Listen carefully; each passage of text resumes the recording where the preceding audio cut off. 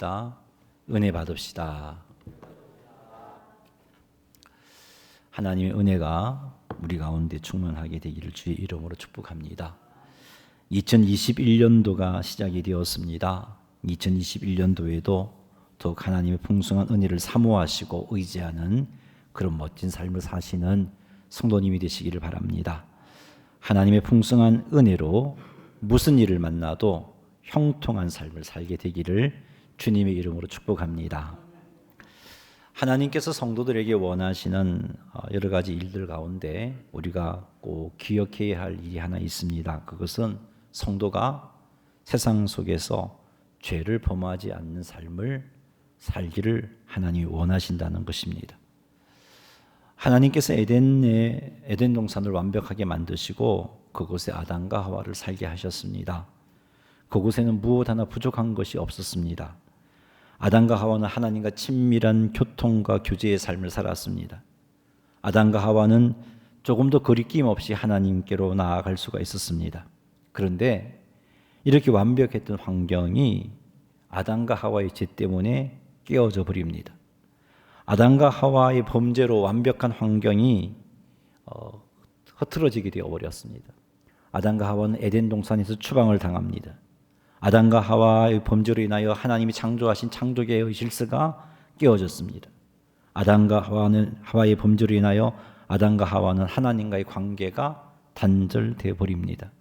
죄는 이렇게 참 엄청난 결과를 우리에게 가져다 준 것입니다. 아담과 하와뿐만 아니라 성도들의 삶에 있어서도 죄는 이런 역할을 합니다. 죄는 성도들로 하여금 하나님께서 주신 은혜와 복을 누리지 못하게 만듭니다.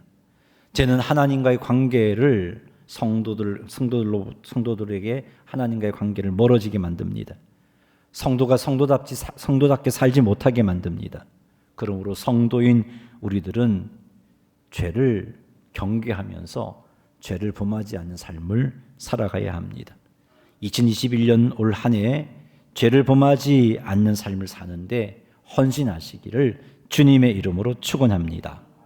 오늘은 요한일서 2장 1절과 2절 말씀을 가지고 말씀을 나눌 겁니다. 이 말씀을 통해서 성도가 범죄하지 않기 위해서 무엇을 해야 하는지를 살펴보겠습니다. 그리하여 우리 모두는 금년에 더욱더 범죄하지 않는 삶을 많이 살아서 그것을 지속해서 하나님의 기쁨이 되는 우리 오천 제1교회와 성도님이 되시기를 주님의 이름으로 축복합니다.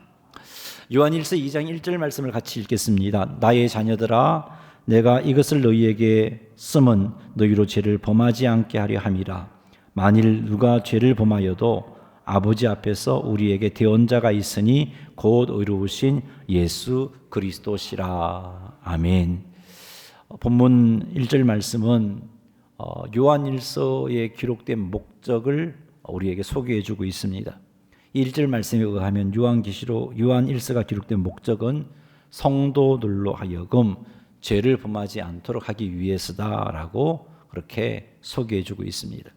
내가 이것을 너희에게 쓰면 너희로 하여금 죄를 범하지 않게 하려 함이라. 에서 여기 너희는 성도들을 이야기합니다. 요한시대 때 성도들뿐만 아니라 이 시대를 살고 있는 우리들에게도 이 땅에 존재할 모든 성도들에게도 해당되는 말입니다. 이 책을 읽는 이 요한일서를 읽는 모든 성도들에게 해당되는 말씀이죠. 그렇게 볼 때 요한일서는 성도들로 하여금 죄를 범하지 않도록 하기 위해서 기록된 책이구나 하는 사실을 알 수 있습니다. 성도들에게 죄를 범하지 않게 하려고 요한일서를 기록했다라고 이렇게 2장 1절이 우리에게 소개해 주고 있는데 이 2장 1절 말씀을 가지고 조금만 더 생각을 해보면 성도도 성도임에도 불구하고 죄를 지을 수 있구나 하는 것을 알 수 있습니다. 죄를 짓지 않아야 할 자들임에도 불구하고 성도들이 죄를 지을 수 있는 그런 존재라는 것을 알 수 있습니다. 요한일서는 성도는 죄를 지을 수 있는 존재이기 때문에 죄를 지어도 어쩔 수 없다. 죄를 지으며 살아라. 이렇게 말씀하시는 게 아니죠.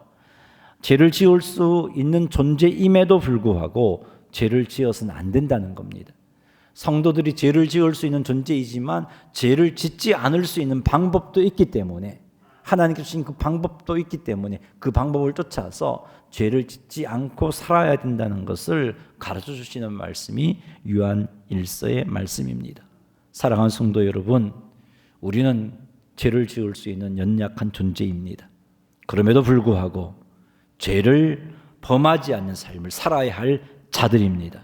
사랑하는 성도 여러분, 2021년도에는 죄를 범하지 않는 삶을 추구하는 주의 백성들이 다 되기를 주님의 이름으로 축복합니다. 죄를 범하지 않는 삶을 살려면 첫째는 내가 부족한 존재다라는 사실을 인식하며 살아야 돼요. 나는 죄를 지을 수밖에 없는 연약한 존재다. 그러면 이 연약한 존재인 것을 인식하면 어떻게 되겠어요? 죄를 짓지 않기 위해서 하나님을 더 의지하게 되겠죠. 나는 하나님 없이도 죄를 이겨낼 수 있어. 그런 생각을 갖고 산다면 하나님을 의지하는 마음 없이 자기 힘으로 죄를 이겨내려고 할 겁니다. 판판이 넘어지게 되어 있습니다. 그렇지 않습니다.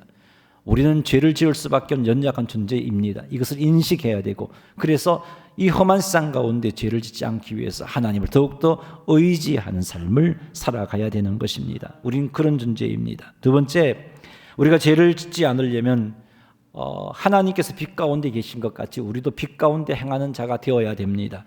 그래야 죄를 범하지 않을 수 있습니다. 몇 주 전에 제가 이 요한 1서 1장 말씀을 가지고 빛 가운데 행하는 삶이 어떤 것인지에 대해서 말씀을 드렸습니다. 빛 가운데 행한다는 것은 하나님 말씀을 가까이 함으로 깨닫게 된 말씀에 순종하는 삶을 계속해서 유지하는 것, 그것이 바로 빛 가운데 행하는 삶입니다.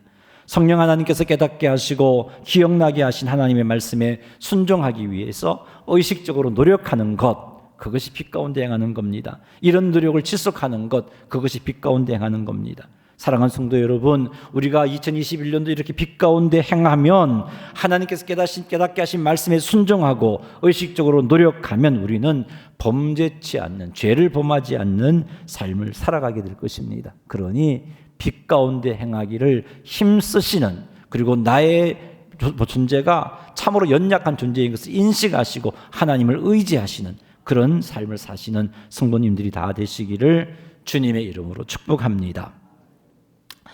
우리가 이렇게 죄를 범하지 않으려고 노력하지만 그럼에도 불구하고 죄를 짓게 됩니다. 이때 성도들이 사단의 정죄에 빠져서 절망해서는 안 됩니다. 사단은 야, 너는 그것밖에 안 되는 존재잖아. 그런 너를 하나님이 용납하시겠니? 그런 모습으로 하나님께 주신 사명을 감당할 수 있겠다고 웃기고 있네. 네가 구원받지 못해서 그 죄로부터 자유하지 못하는 거야. 그래서 판판이 그 죄에 넘어지는 거야. 너 그런 죄를 지었으니까 너의 구원이 취소될 거야. 뭐 이렇게 사단은 정죄합니다. 이런 사단의 정죄에 속아서는 안 돼요. 이런 생각에 속게 되면 우리는 점점 하나님에게서 멀어지게 됩니다. 이런 생각에 속게 되면 우리는 죄와 싸우는 삶을 포기하게 됩니다. 여전히 죄를 범하는 자리에 머물러 살 수밖에 없는 것이죠. 속지 마세요.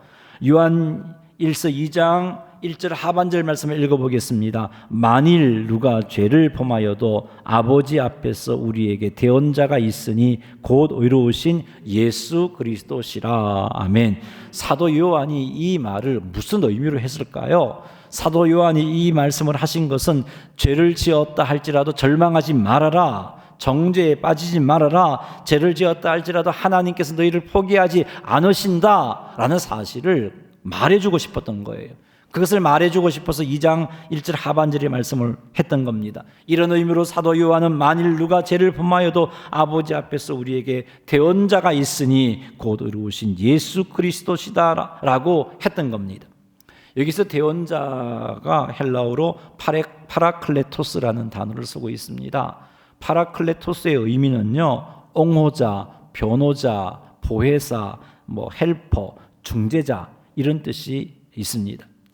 따라서 아버지 앞에 우리의 대언자가 있다는 말은 혹 우리가 죄를 짓게 되었을 때 하나님 앞에서 우리를 옹호해 주는 분이 계시다는 말이에요. 하나님 아버지 앞에 우리의 대언자가 있다는 말은 하나님 앞에서 우리를 도와주시는 분이 계시다는 말이에요. 하나님 앞에서 우리를 중재하시고 변호해 주시고 하는 분이 계시다는 말입니다.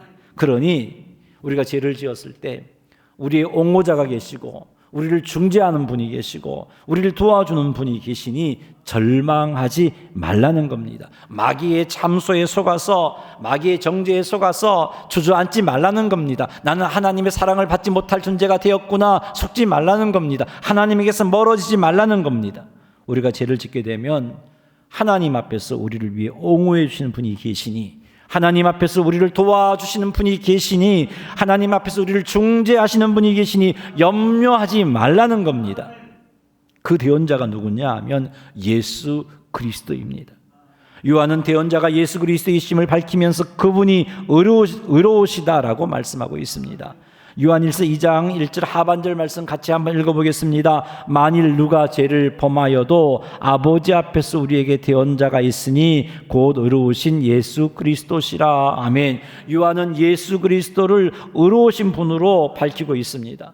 요한이 예수 그리스도를 의로우신 분으로 밝히고 있는데, 그것은 그 의로움이, 이 의로움이 우리를 옹호하는 근거가 되기 때문에, 우리를 변호하는 근거가 되기 때문에 예수님이 의롭다라고 밝히고 있는 겁니다. 요한이 표현하고 있는 예수 그리스도의 의는 그분이 죄가 없으신 하나님이기 때문에 그분을 가리켜서 의롭다고 말하지 않았어요. 그건 당연한 거고요. 하나님이 의로운 것하고 우리가 죄인인 것하고는 오히려 하나님의 의로움이 강하게 강조되면 될수록 우리는 정죄받을 수밖에 없어요. 지금 요한이 예수님이 의롭다는 말은 그런 의미가 아니죠.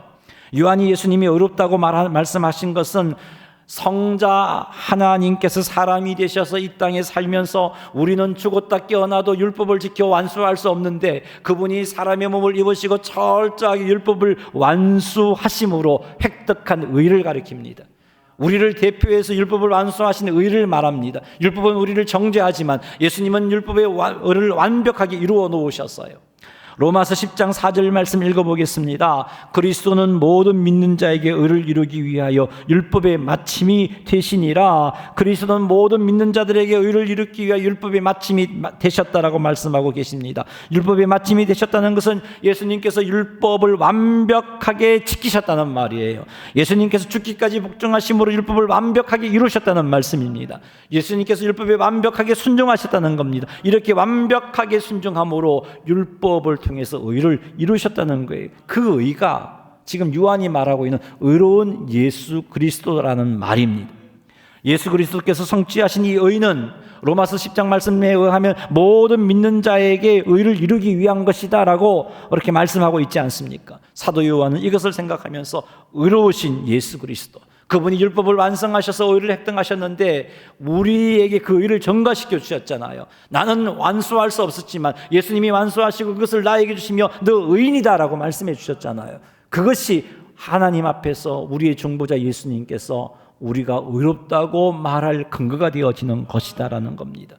사랑하는 성도 여러분, 예수 그리스도께서 우리에게 의를 이루시기 위해 죽기까지 복종하심으로 율법의 요구를 완벽하게 이루셨음을 믿으시기 바랍니다. 예수 그리스도께서 우리를 의롭게 하기 위해서 율법에 완벽하게 순종하셨음을 믿으시기 바랍니다. 이렇게 율법의 요구를 완벽하게 이루시고 율법에 완벽하게 순종함으로 의로우신 예수 그리스도가 되신 겁니다. 그래서 우리가 죄를 범하면 우리를 의롭게 하기 위하여서 예수 그리스도께서 성취하신 그 의를 하나님에게 언급하시면서 우리를 옹호해 주시는 겁니다. 하나님, 내가 저를 대신해서 이 율법을 이루었잖아요. 완벽하게 이루었잖아요. 그러니 저를 용서해 주소서. 이렇게 우리를 변호해 주시는 겁니다.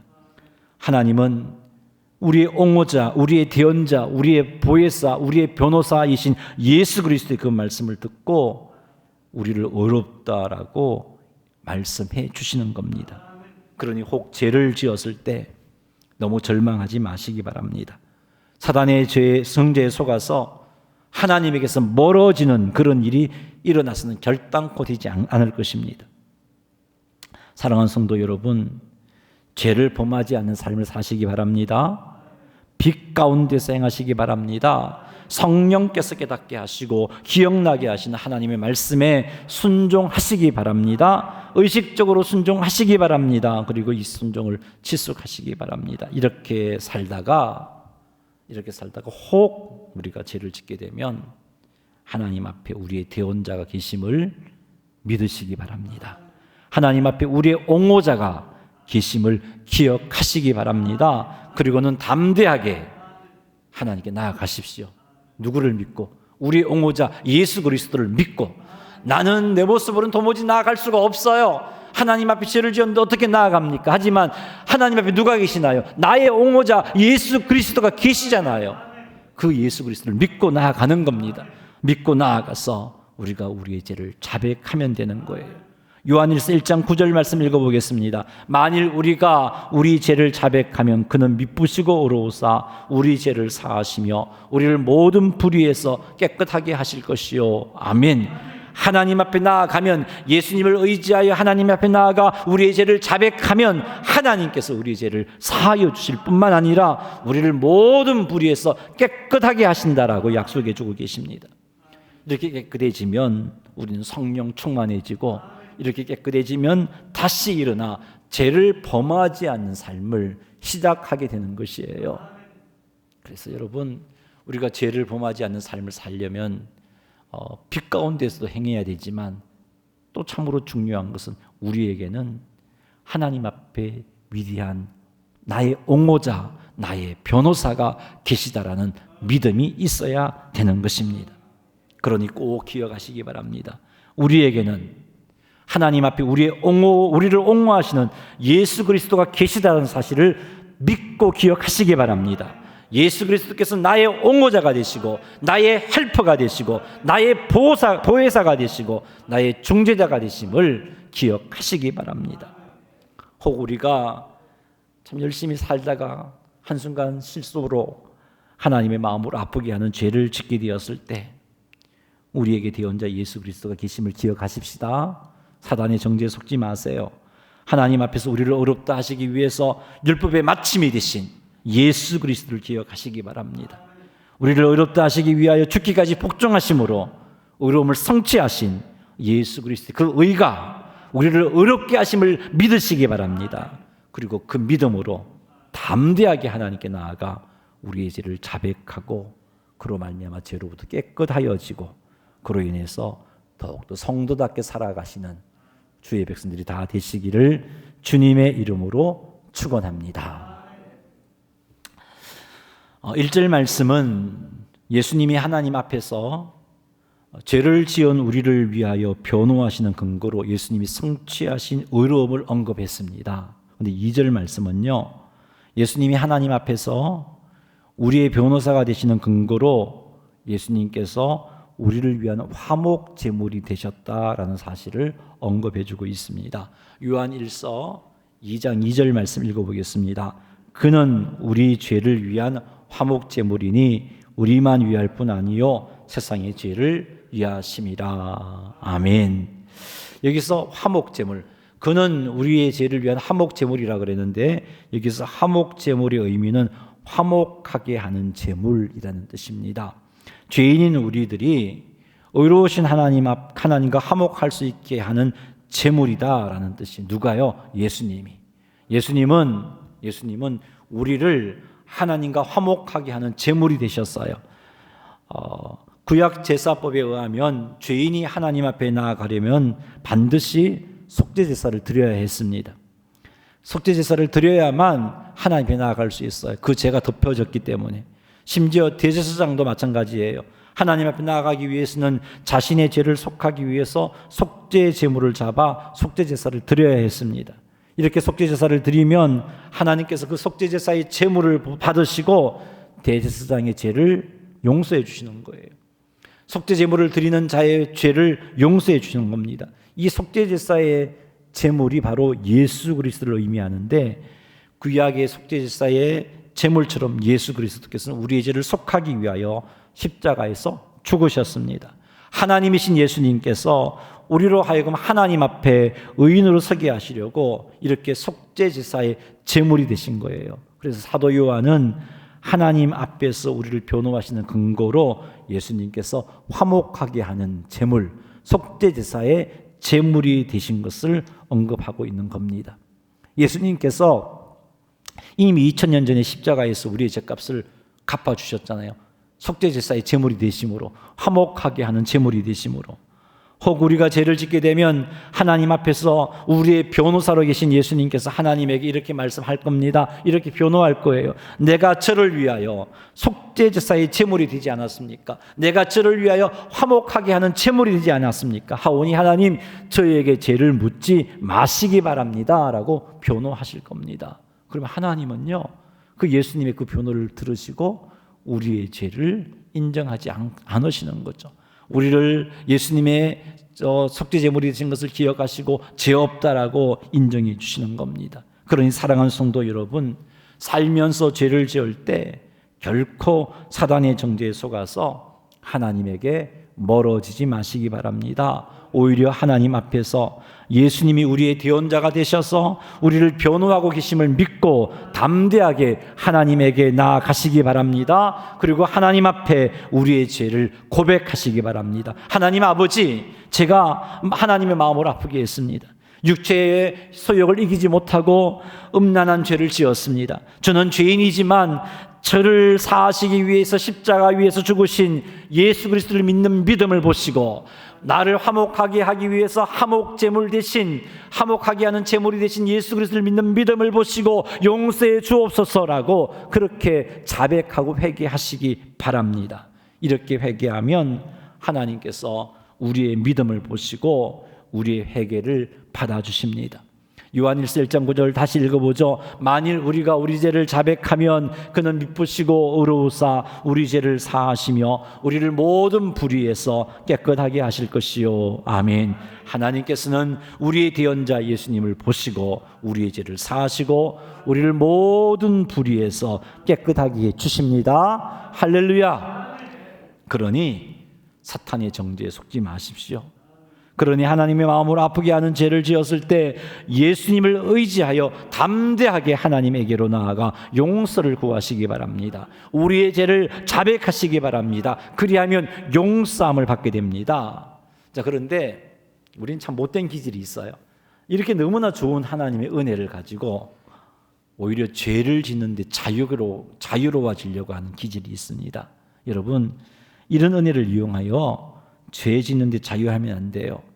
사도 요한이 우리에게 이것을 말씀하신 이유는 죄를 자유롭게 지으라고 이 말씀을 하신 게 아니잖아요. 다시 한번 읽어볼까요? 요한일서 2장 1절 상반절 말씀 한번 읽어보겠습니다. 나의 자녀들아, 내가 이것을 너희에게 쓰면 너희로 죄를 범하지 않게 하려 함이라. 아멘. 우리로 하여금 죄를 범하지 않도록 이 말씀을 가르쳐 주신 거예요. 이 말씀을 가지고 죄를 마음껏 지으라고 가르쳐 주신 게 아니란 말이에요. 우리가 죄를 짓게 되면 사단의 정죄에 빠지게 되고 사단의 정죄에 빠지게 되면 하나님께서 멀어지게 되고 계속해서 죄를 짓게 되니까 그런 삶을 청산시켜 주시려고 사도 요한이 지금 이 말씀을 가르쳐 주신 것입니다. 이 말씀의 목적은 우리들로 하여금 죄를 범치 않도록 하기 위해서 사도 요한이 이 말씀을 우리에게 가르쳐 주신 거예요. 혹 죄를 지었을 때 사단의 정죄에 속지 말고 다시 일어나 하나님께서 기뻐하시는 삶을 살아서 죄를 범하지 않는 하나님의 자녀가 되라고 이 말씀을 주신 것입니다. 이것을 명심하여 2021년 죄를 범하지 않는 삶을 살아가시는 성도님들이 되시기를 주님의 이름으로 축복합니다. 두 가지 꼭 기억하십시다. 죄를 범하지 않는 삶을 살려면 철저하게 빛 가운데 행하는 삶을 살아야 돼요. 성령 하나님께서 깨우쳐주신 말씀, 기억나게 하신 말씀에 순종하십시오. 지속적으로 순종하시고 의식적으로라도 순종하려고 노력하십시오. 그런 삶을 살면 죄를 범하지 않는 삶을 살아갈 수 있습니다. 근데 우리는 연약하다 보니까 그렇게 살다가도 혹 죄를 지을 수 있단 말이에요. 그렇게 살다가도 하나님의 마음을 아프게 할 수 있단 말이에요. 그때 여러분 기억해야 할 것이 우리에게는 위대한 변호사가 계시다. 나를 위해서 변호하기 위해서 하나님 앞에 예수 그리스도께서 나의 옹호자로, 나의 대언자로, 나의 중보자로, 나의 보혜사로 계시다는 사실을 믿으시기 바랍니다. 그리고 담대하게 나아가세요. 비록 내 죄가 하나님 앞에 죄송하고 부끄럽지만 나의 변호사, 나의 옹호자, 나의 보혜사, 나의 중재자 예수님을 믿는 믿음으로 담대하게 나아가셔서 우리의 죄를 자백하시기 바랍니다. 하나님, 내가 이런 죄를 지었어요. 용서해 주십시오. 하지만 내가 죄를 지었지만 나를 화목하게 하기 위해서 십자가에 죽으신 예수 그리스도를 믿는 믿음으로 나왔습니다. 예수님에게 나를 의롭게 할 의가 있지 않습니까? 그것을 믿는 믿음으로 나왔사오니 하나님, 나를 용납해 주십시오라고 나아가시면 우리 하나님께서 우리의 그 회개 기도를 받으시고 우리의 죄를 사하시고 우리를 모든 불의에서 깨끗하게 해주십니다. 그리고는 일어나서 다시 죄를 범치 않는 삶을 살아갈 수 있게 되는 거예요. 기억합시다. 철저하게 빛 가운데 행하시고 나에게는 위대한 나의 옹호자, 나의 중보자 예수 그리스도가 계신데 그분이 하나님 앞에 계시다라는 이 믿음 가지고 날마다 승리하여 죄를 범하지 않는 멋진 성도의 삶을 살아가시는 우리 모두가 되기를 주님의 이름으로 축원합니다. 우리 한번 기도하겠습니다. 하나님, 2021년도가 시작되었는데 하나님, 죄를 범하지 않는 삶을 살게 해 주십시오.